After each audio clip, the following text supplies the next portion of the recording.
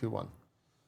Hello everyone on YouTube. It's time for the Path of Exile expansion reveal. Let's get started. Hi, I'm Chris Wilson from Grinding Gear Games. Chris, I was Welcome talking. to GGG Live.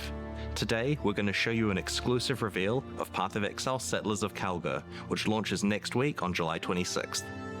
Twitch drops are enabled on today's live stream, so make sure you follow the instructions below in order to claim your Corsair back attachment.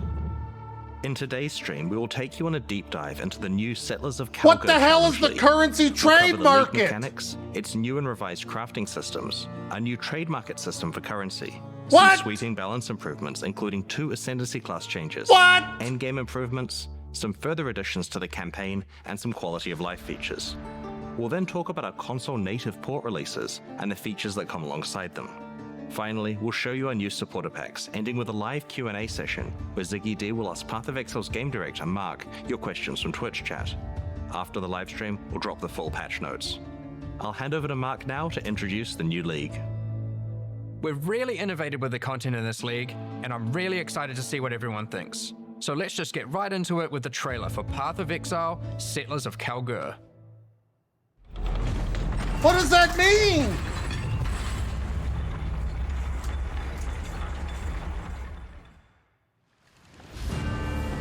Rayclast is a cursed land. You'd have to be mad to settle here. And yet, welcome to Kingsmarch! It's not much yet, but with your help, we can erect the greatest city Rayclast has ever seen. Wait a minute. We'll need resources and savvy planning.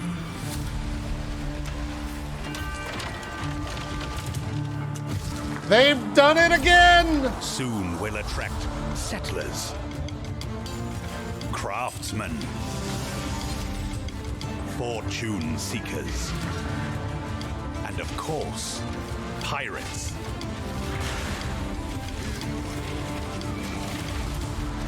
But if we prevail, our ships will be heavy with gold. What? We hope to achieve the impossible. We hope to build a home.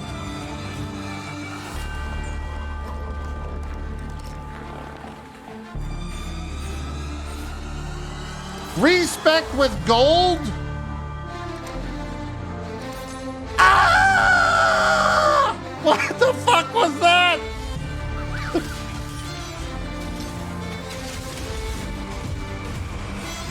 Massive melee rebalance!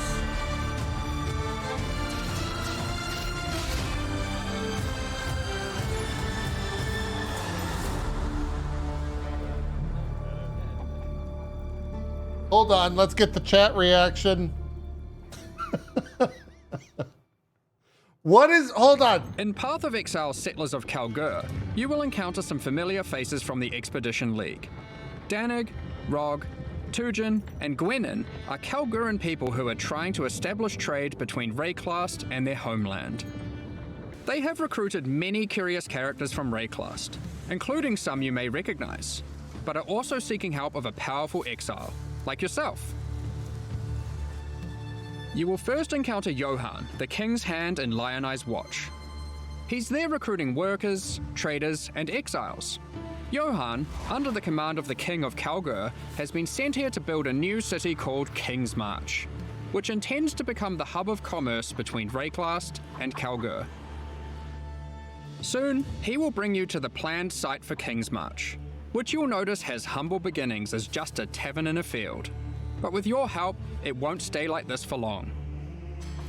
It takes a lot to build a town. The Kalguurans will ask you to seek out resources that can be used to begin construction. On your adventures, you might find minerals such as crimson iron, which are veins of iron that have been overrun with corruption, spawning dangerous foes when you approach. Or perhaps orichalcum, which you will have to liberate from the demons worshipping. I'm not making the joke. We're hashtag added right now. Mindless, blighted enemies. While bismuth has a strong affinity to the elements and causes the area to become unstable. If you're lucky, you might find vericium, a material as valuable as it is dangerous, and guarded by very powerful foes. Once you defeat these monsters, the deposit will automatically be tagged for mining. But first, we need to get someone to do the hard labor. This is of course a trade expedition and nothing is free. Miners, along with other workers that the Kalguurans have hired, must be paid in cold hard gold, which you'll notice is now dropping throughout Rayclast. You will have control about who gets hired into your enterprise. Once you have accumulated some gold, head to the town and talk to the recruiter, Rolf. He's been busy tracking down hardy folk across Rayclast who are looking for work. You'll notice each person has their specialties and a wage cost. It'll be up to you to hire and fire as you please. Over the course of the League, you'll be searching for your perfect employees for each job. Once you have them, you'll have to keep them paid, safe, and alive, which we'll get into later. Here we have a prospect who has a specialty in mining. We'll start with that so we can begin to retrieve some of those resources we were talking about earlier. Promising pick. Let's go find some more and put our miner to use. Oh, we've found a vein of orichalcum ore. It's guarded by dangerous demons worshipping a strange shrine. The shrine buffs the demons, giving them power, but once you defeat them, you can seize that power for yourself. After that, we can tag the ore, and our mining specialist will get to work. Soon, we encounter a few more deposits, each with a different dangerous encounter. After you have tagged the mineral veins, your miners will get to work collecting resources in real time. They might take a while, but will continue whether you are logged in or not. Oh, the work can be sped up by hiring more or better miners, and by upgrading the mining station back in Kingsmarch to equip them with advanced pickaxes. Alright, some time has passed and our miners have been able to get the resources back to town. We've also managed to collect some more gold too. We can now upgrade the town and build new structures. There's plenty of options, we just need to decide where to start. I think we'll start with the tavern, the beating heart of Kingsmarch. It can be upgraded instantly to improve the recruiter's prospects. And you can find various important NPCs relaxing here. Next, we'll upgrade our mining station. You can upgrade this to improve the efficiency of your miners and allocate our newly hired workers to mining. You will eventually need a smelter, where you can send your ore to turn into more valuable bars. Then we have the Disenchanter, where you can bring your magic, rare, or unique items to be added to a queue to be disenchanted over time. What? The items will be broken down into thaumaturgic dust, a new resource used for crafting and shipping. We'll get more into that later. And of course, a town needs food. You could invest in farming, where you can select crops to grow and harvest. But don't worry, you won't be manually watering anything. The wonders of delegation. With all these resources piling up, there will be excess that we can spend. Let's talk about rewards in Settlers of Kalguur. Eventually you can build a harbour and establish shipping routes between a number of different Kalguuran and Karui ports for trade. You'll be able to pile your acquired resources onto these ships and send them to a port of your choosing, where your traders will haggle for the best deals. Each port will return specific rewards based on what you send them. They accept all types of resources, but will have a preferred type that they'll currently pay more for. And you'll want to get onto this, because eventually you could be bringing in shipments like this. This.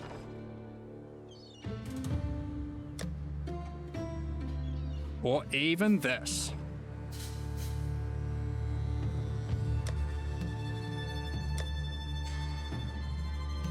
Today, we're going to trade with Kalguur. You'll notice that as we send more resources, this risk meter creeps up. Much like the dangers on the shores of Rayclast, there are dangers out at sea. Monsters, pirates, environmental hazards.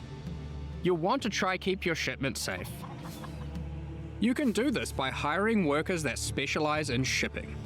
The more of them you add to the ship, the less risk there will be. Like this gentleman, who's famous for fending off even the most dangerous of pirates. Now let's get that shipment going, and we'll continue exploring Rayclast while we wait for its return. This is the first Path of Exile League that experiments with true, real-time mechanics. You can send out shipments, go and have lunch, and come back to your rewards.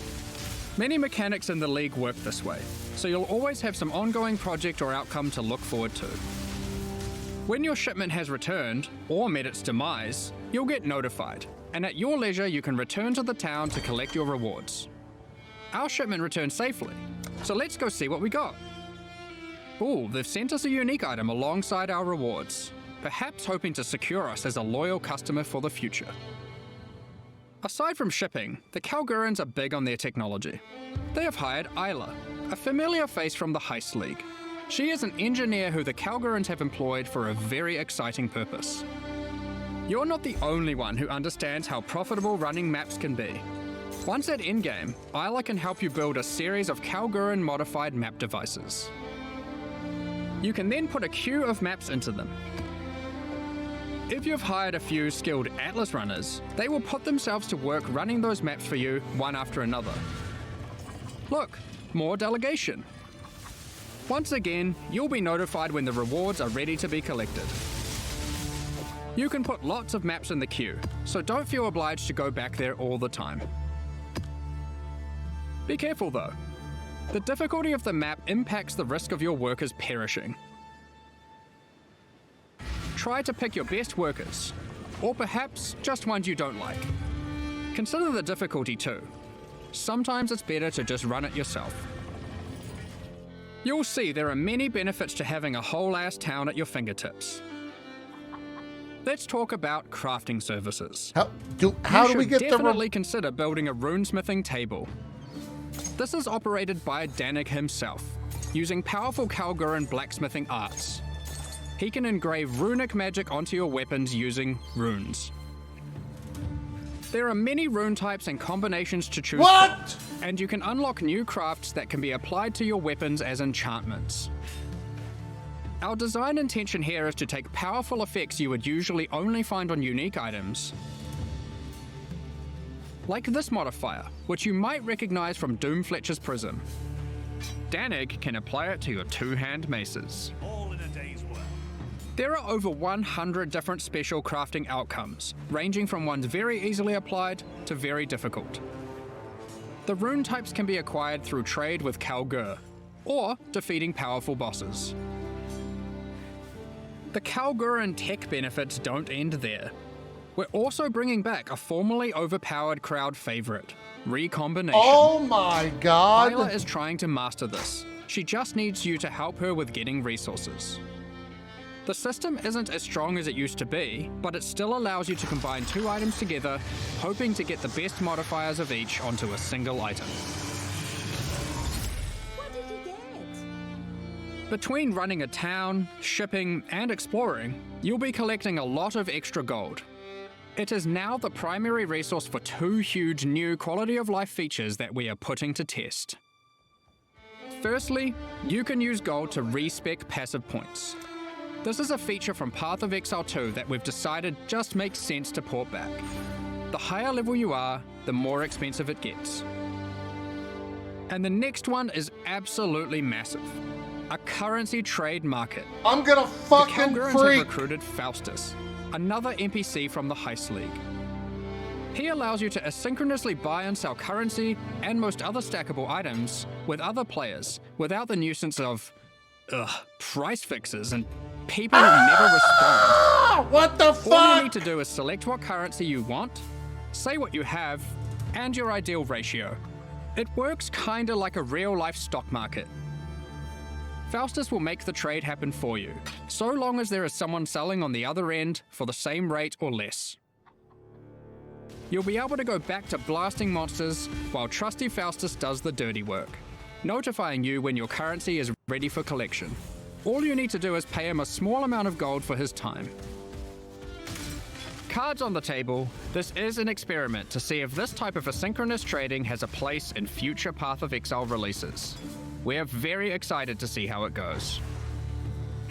Now, given that Faustus is an expert in black market trade and shady deals, he also provides another service. offering items for gold. The items We will can generate gamble with for random gold? rarity, I'm and gonna on average, fucking the start modifiers crying. on them are better than normal. I'm gonna start This can be fucking a freaking very out. nice way to get some targeted items during the campaign. For serious crafters, it can be a great starting point for making those elusive, specific in-game items, which perhaps you could take to the runesmith afterwards. It's worth noting that you can invite Faustus to your hideout, where he will always be available for respecking, currency exchange, and black market items. As your town grows, it will attract more attention, good and bad. Settlers of Kalguur features 3 endgame bosses that will close in on your operations, wanting a piece of the pie. They might capture and ransom your workers, even your entire ships. You'll have to make some tough decisions. Will you take them on, or pay them off? One example of a boss is Sasan, the Bandit Lord. You won't stumble across this boss by accident. Instead, this unsavory character can come into your town at night and take your Atlas runners hostage, holding them for ransom. What happens next is up to you. Everyone hates Perhaps Susan. you'll refuse to negotiate with bandits. Everyone leading hates to a Susan. fight to defeat Sasan and rescue your workers. If you're not up for the heroics, you might simply pay the ransom in gold. Or perhaps these workers were especially disappointing, and you'll just leave them for dead in true Ray class fashion. They knew what they were signing up for, right? Of course, the heroics might be worth it for other reasons. These bosses can drop new unique items. In sum, Settlers of Kalguur is Whoa. a very experimental league with new mechanics that will completely That had a change how you triggered play the core socketed game. elemental spell. We've been sitting on a lot of these ideas for a while and can't wait to share them with you. But there's a lot more to this expansion. Let's talk about balance. Oh god. Well, we've finally rebalanced the Gladiator. Okay. It's been a long time Come on. coming. Come on. Like before, there are passive skills on. that allow you to invest in bleeding and block. We've designed new skills replacing some of the old ones. We gotta Like explode this, on bleed War of there. Attrition, which is very handy for long, sustained boss fights. Further alongside the Gladiator theme, this new passive allows you to combine different weapon types while dual wielding to get a variety of powerful bonuses. For example, holding a dagger will give you more critical strike chance, while holding a mace gives you more area of effect. Of course, you could just use Varanastra for all weapon type bonuses. And finally, we have a new notable which allows you to invest in the newly added retaliation skills. These are active skills which require you to meet a certain condition in order to use them. Once you meet that condition, you can unleash devastation on your foes. Gladiator Here we have RF. Eviscerate, which requires you to have a Log shield. in. Or for those who like to dual wield, Sword Storm, which is great for obliterating bosses. Here we have the Divine Retribution skill. This one has the condition requiring you to block. You can then unleash a devastating spell, causing lightning bolts to strike the ground in an X shape Yo! around your target location, doing huge amounts of damage. And of course, in true Path of Exile fashion, there are many avenues to invest in these mechanics further on the passive tree and a new support gem. You are able to increase the leeway duration after meeting the condition, reduce the cooldowns, or just increase their damage. The world's your oyster. The Gladiator wasn't the only ascendancy class we've changed. As we develop Path of Exile systems, we often find ourselves reusing mechanics, increasing their depth, and allowing more avenues to invest into them. As such, the Raider Ascendancy class found itself lacking, with many of its passives commonly available elsewhere. We want our Ascendancy classes to always feel like they're pushing the boundaries, allowing you to change your character in ways that are meaningful and ideally unique. As a result, we've straight up removed the Raider, rest in peace. And What? we've added a new class in its place, the Warden. This class is largely inspired by its predecessor from the Affliction League, with a few changes.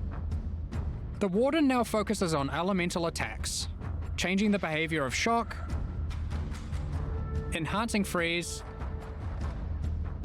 and replacing ignite with scorch.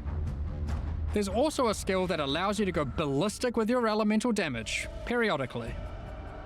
The class also grants Barkskin, which is a skill that can be used to mitigate physical damage from hits. After taking a number of hits, it increases your evasion, making it a great defensive choice. Finally, the last thing the Warden can specialize in is Tinctures.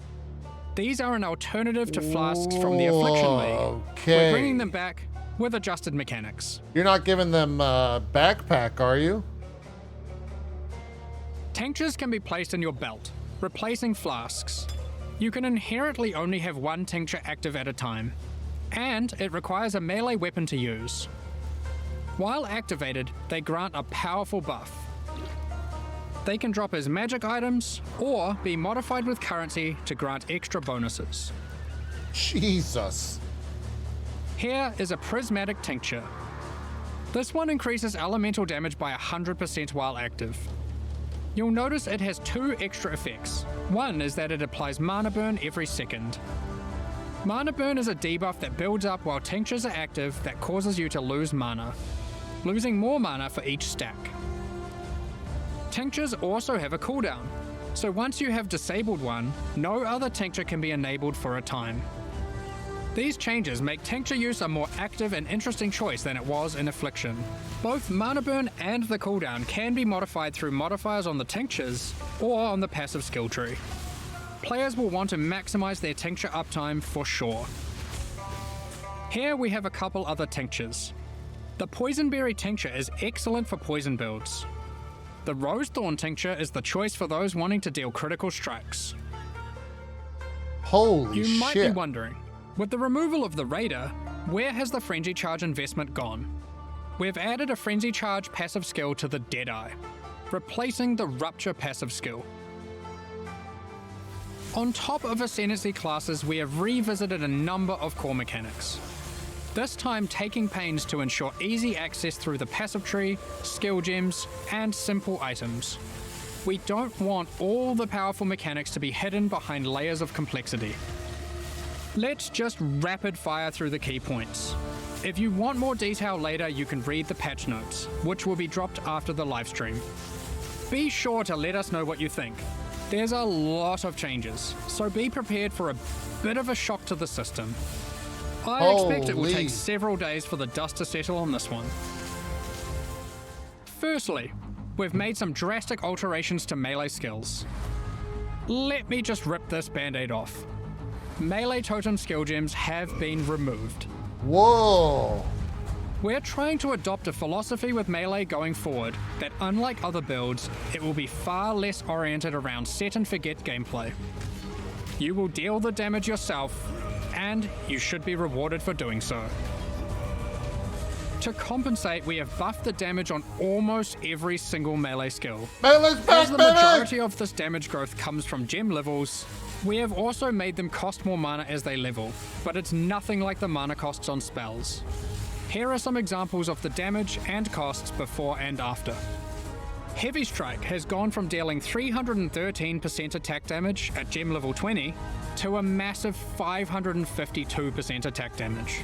Fucking log in! It's also worth noting, it no longer knocks enemies back.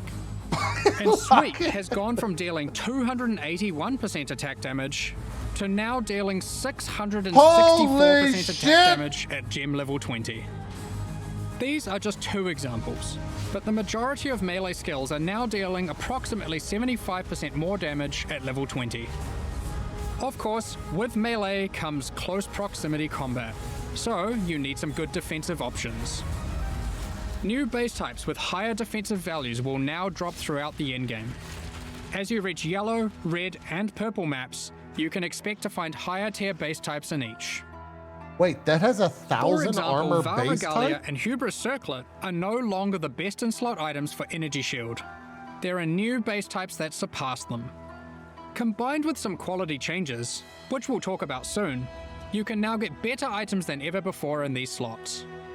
To compensate, we have reduced the amount of flat evasion and armor from the Grace and Determination auras, but overall, you're getting more defenses than before.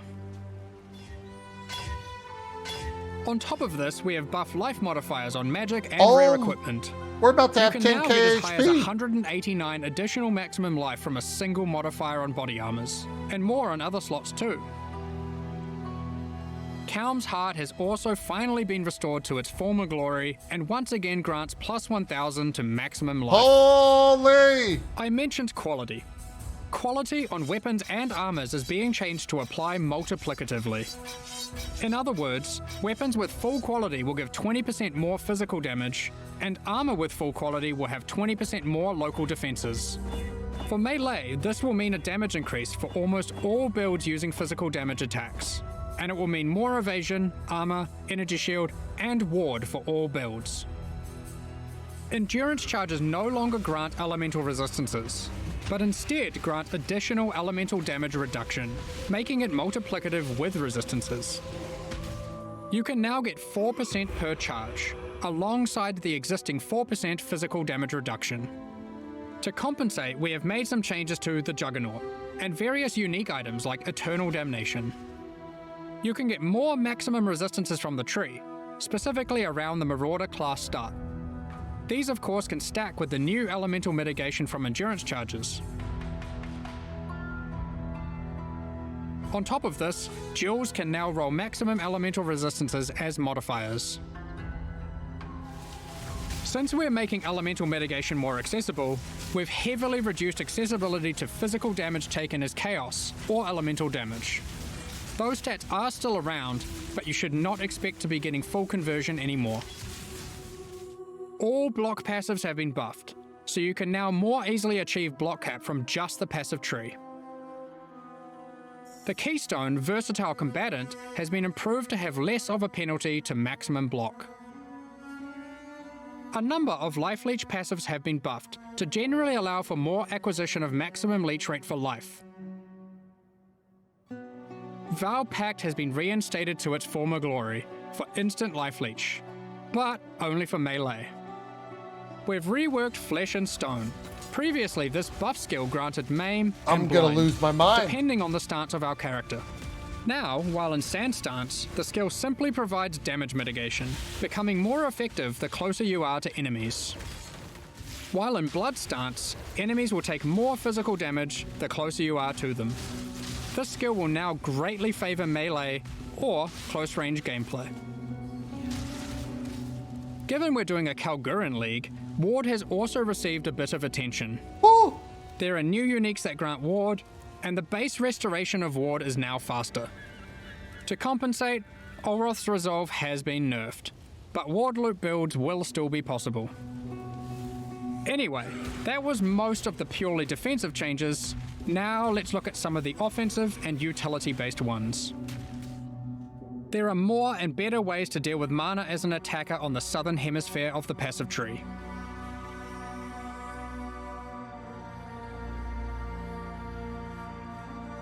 Wands, daggers, scepters, claws, and staves now have higher critical strike chance values than ever.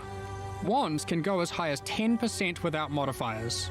Sandstorm Visage Holy. has been made rarer to compensate, instead of reducing its power. For you wand attackers, wands now have higher attack speed than ever to compensate for their low damage. Wand exclusive skills such as Power Siphon, Kinetic Bolt, and Kinetic Blast now have faster attack times. Impale passives have been revised and in general buffed.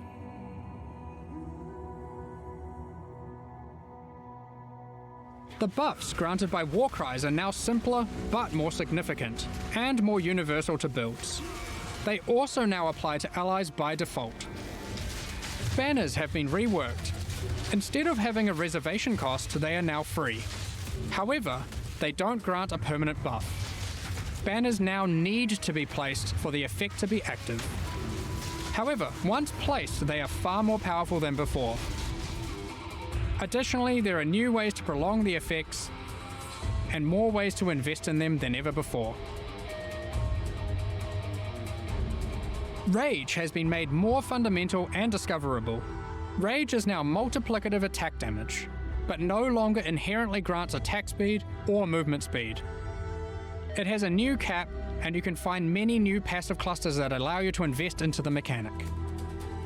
The goal is to make Rage more powerful as a baseline, and Bro. less gated behind the use of specific unique items and ascendancy classes. I gotta wait 2 weeks. Berserk has been nerfed, just so you're aware. We have changed how bleed works too. You can now find aggravated bleed on the passive tree. When applied, all bleeds on the enemy will deal damage as if the enemy is moving, for the remainder of their duration. God damn. The skill Ensnaring Arrow no longer interacts with bleed, so no more will you have to apply bleeds and swap to a bow. You can now achieve the same result using aggravated bleed passives without the annoyance. Rupture from the Deadeye has been turned into a support gem. We've added the new Overexertion support gem, which highly favors slam builds.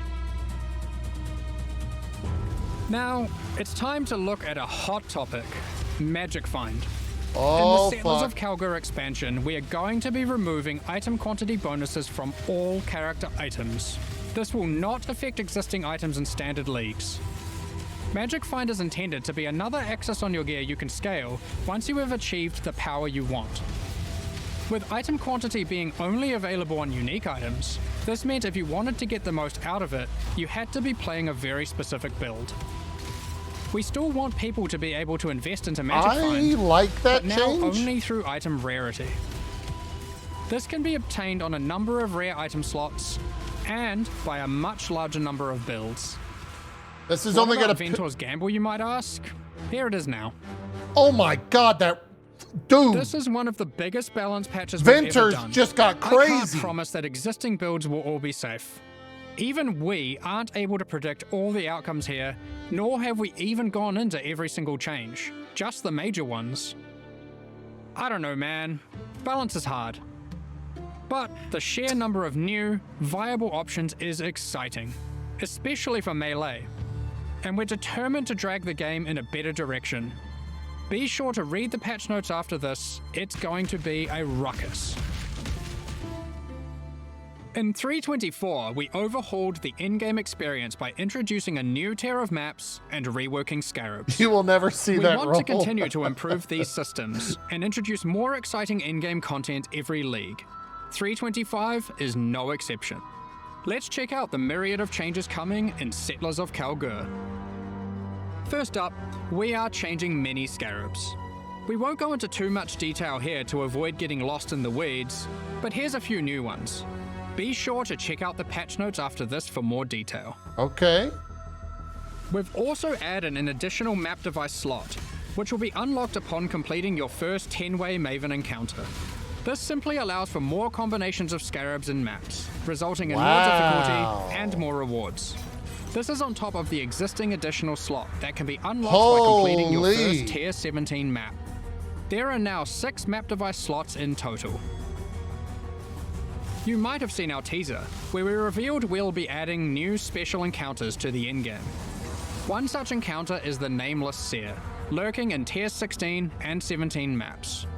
This NPC will give you a selection of unique items, and you can pick one for free. In Tier Fuck 16 maps, yes. he now has an additional feature, where you can scry a map. This allows you to swap the divination card drops of the current map with another map on your atlas. Just one caveat, you cannot have the same map be in multiple swaps at the same time. If you want to undo your choice, you can use a scouring orb on either map on your atlas. We've also made some updates to a couple of leagues. Blight has been updated with some atlas passive skill changes,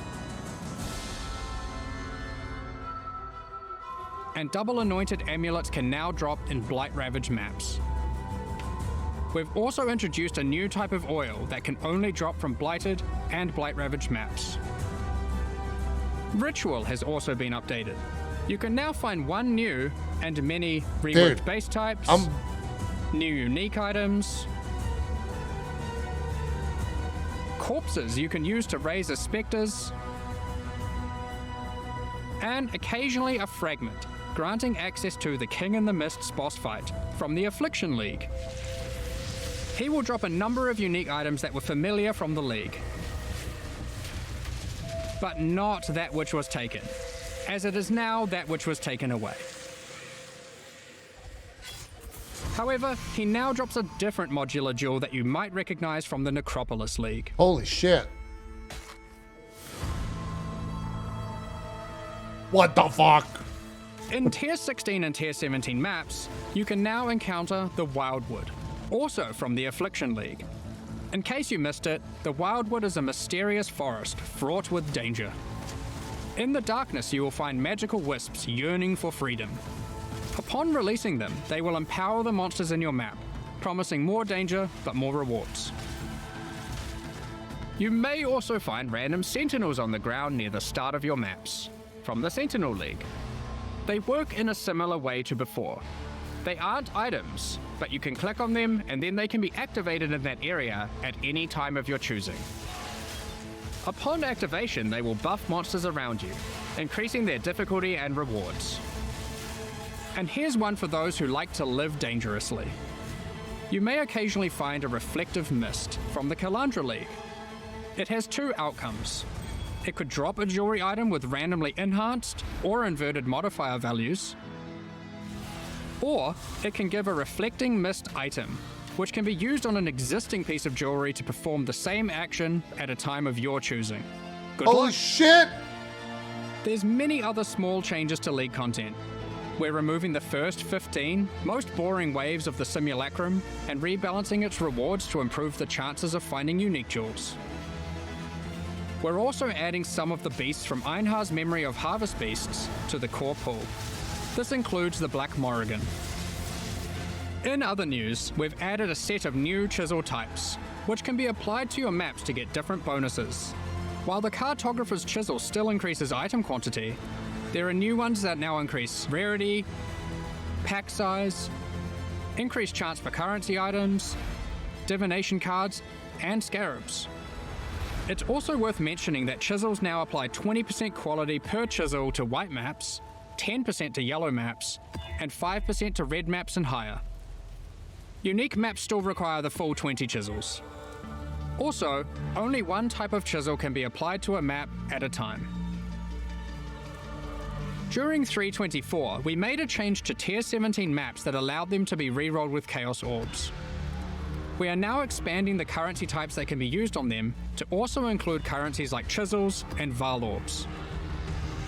Ultimately, the I only still have restriction never Tier ran of 17 maps 17. now have is that explicit modifiers cannot be removed from them. We have also revised the difficulty of these maps, as they didn't quite hit the mark. The monsters in them now have substantially less life, and deal less damage, meaning Nice. Tier 17 maps now better fit into the progression between Pinnacle and Uber Pinnacle content. I can actually run them.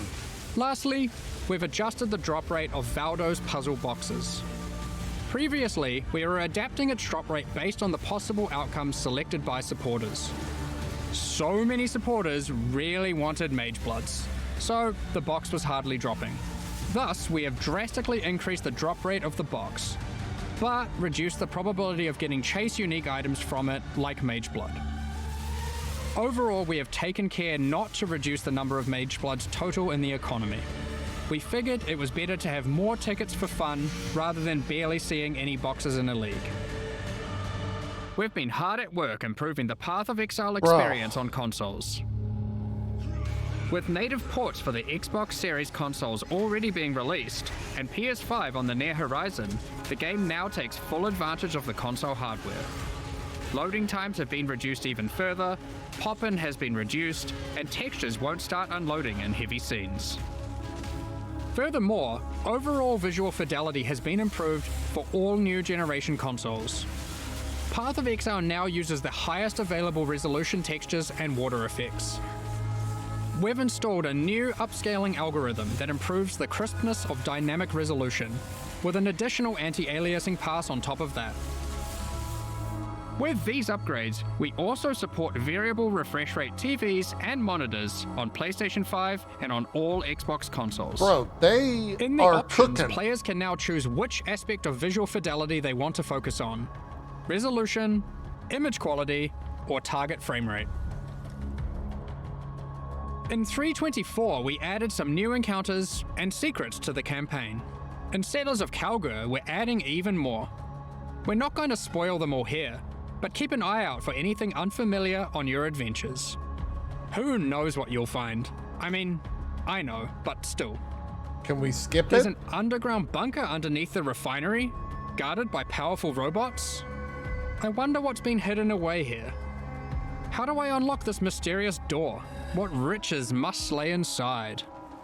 Blighted growths have appeared in the gardens and sewers of San. A vault containing riches can be found in the reliquary. As you might have seen in our teasers, there's a slew of quality of life features we've been working on. Here's a quick summary. You'll no longer need to interact with waypoints to unlock them. You can just walk by and they'll activate automatically.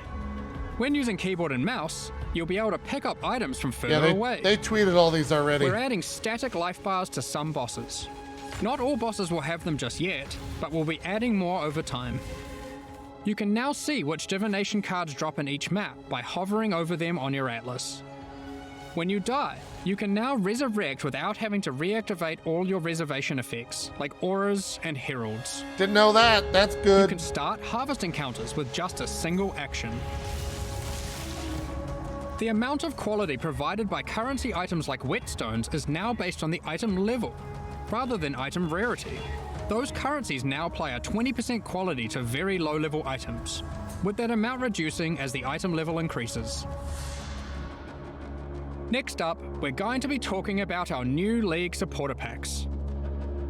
Today, we're launching 2 new series of supporter packs, the Paladin and Penance packs. Each tier contains the pack's full face value in points, alongside several exclusive microtransactions. These packs are only available for the duration of the Settlers of Kalguur League and will leave the store forever when it ends. As always, the microtransactions in these packs are purely cosmetic and do not affect your character's power or progression in any way. The Paladin series of supporter packs contains 6 exclusive microtransactions. Is that a race map thing? Adorn your weapon or shield with the Paladin weapon effect. What the hell is that mask? Make a show of leveling up with the Harpy Flyover level up effect. Equipping the Divine Paladin armor set will periodically cause slain enemies to be consecrated and laid to rest. This set also comes with a matching back attachment. Both the helmet and back attachment have options to display the radiant glow, or not, you pick. The Divine Judgment finisher effect locks onto unique enemies before obliterating them with a laser from the heavens. I kind of like that. May your critical hits resonate across Rayclast with the Cleric's Bell back attachment. I don't like that. Invite your friends to spend a day at the races in the Vasteri Racecourse hideout. Add rowers to the track to race them against each other. Or you can just spectate from the sidelines. That's really silly. The Penance Pack series also has 6 exclusive microtransactions. With the Penance back attachment equipped, a repentant soul is chained to your back and lashed with lightning. Ouch. Place none other than the Trial Master in your hideout and have him comment on your chaos. A classic, but far fairer now than in ancient times. And Val crafting attempts. Your luck is over, fool. Huh. He even keeps a record of how many Chaos and Val orbs you've used in your hideout during the league, or across all leagues. I like that. Blood stains your armor the more life you lose when wearing the Acolyte's Penance armor set. The Zealot's Madness portal effect fragments as you near it. The Cauldron map device boils maps, fragments, and scarabs placed into it, keeping a tally of how many have been thrown into the pot in the current league or across all leagues. I gotta buy that. I gotta have that. I gotta know. The Exiled Squire pets follow in your footsteps, hyping you up for battles, No sweat for you, boss. providing pessimistic commentary, The cycle repeats. or voicing their disdain for you to bring you down a peg. About time you kicked the bucket. These packs are now available for purchase on both PC and console, and will remain so during Path of Exile, Settlers of Kalguur. Meanwhile, the Solar and Eldritch packs leave the store forever at the launch of Settlers of Kalguur League, so now's your last chance to purchase them. Thank you so much for your ongoing support. Now, we have one more thing to announce before getting into the Q&A. We are soon going to be running a small closed beta test for Path of Exile 2. We have been taking signups for the Path of Exile 2 beta tests over at pathofexile2.com. We will only be selecting a very limited number of people for this first test, but if you want to make sure that you are considered, then head over to the website and register your email address now. We're just about to start the Q&A with Ziggy D. What was the fucking We'll URL? post Path of Exile Settlers of Kalguur's full Was it patch sign notes. up? With release at the end of next week, Oh, that our site's community team dead. will be posting crucial information you'll need for Settlers of Kalguur's release. Keep an eye on the news. On That release site is weekend, dead. we expect to launch the new mystery box and this season's Kerax Vault Pass. Thanks for joining us today and checking out our latest developments. We're looking forward to building our towns alongside you, trying new builds, slaying monsters, and exploring new endgame strategies next week. We'll begin the Q&A shortly, so please get your questions ready.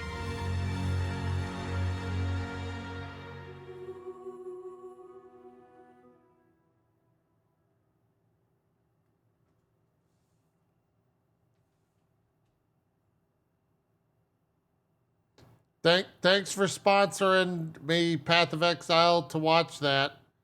I feel like I should pay you after that. We'll see you at the league. I gotta go change my shorts.